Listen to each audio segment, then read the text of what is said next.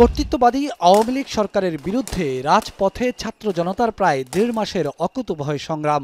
গণঅভ্যুত্থানের মুখে ৫ আগস্ট স্বৈরাচারের তকমা নিয়ে দেশ থেকে পালাতে বাধ্য হন শেখ হাসিনা। পরদিনই বিলুপ্ত করা হয় আওয়ামী সরকার আমলের দ্বাদশ জাতীয় সংসদ। গত ২রা সেপ্টেম্বর স্পিকারের পদ থেকেও পদত্যাগ করেন শিরীন শারমিন চৌধুরী। তার বিরুদ্ধে দায়ের হয় হত্যা মামলা।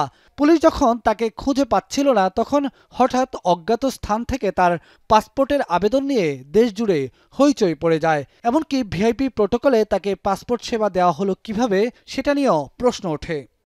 অফিসিয়ালি কি মোবাইল টিম অথরিটি তাদের বায়োমেট্রিক্স নেওয়ার পর ফর্মগুলো আমাদের অফিসে দেয়, তখন আমাদের অফিস কর্তৃক এটা কি হয়, এটাকে স্ক্যান করা হয়। গত ৮ অক্টোবর বাসায় কিংবা অজ্ঞাত কোনো স্থানে গিয়ে শিরীন শারমিন চৌধুরী এবং তার স্বামী সৈয়দ ইশতিয়াক হোসেনের পাসপোর্টের আবেদন গ্রহণ করে আগারগাঁও পাসপোর্ট অফিস। তোলা হয় ছবি, নেওয়া হয় চোখের আইরিশ ও ১০ আঙ্গুলের ছাপ। আবেদনের ২ দিন পরেই ১০ অক্টোবর পাসপোর্ট দুটি জরুরিভাবে ইস্যু করার কথা ছিল। যেহেতু লাল পাসপোর্ট বাতিল করে সাধারণ পাসপোর্ট চেয়েছেন তিনি, তাই অপেক্ষা ছিল দুটি সংস্থার রিপোর্টের জন্য।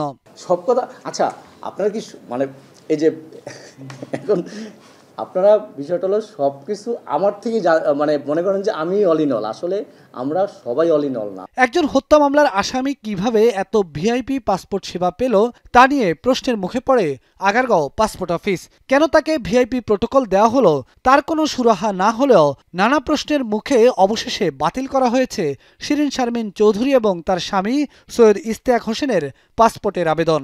মানে সাধারণ বেলায়েত হোসাইন, এখন, ঢাকা।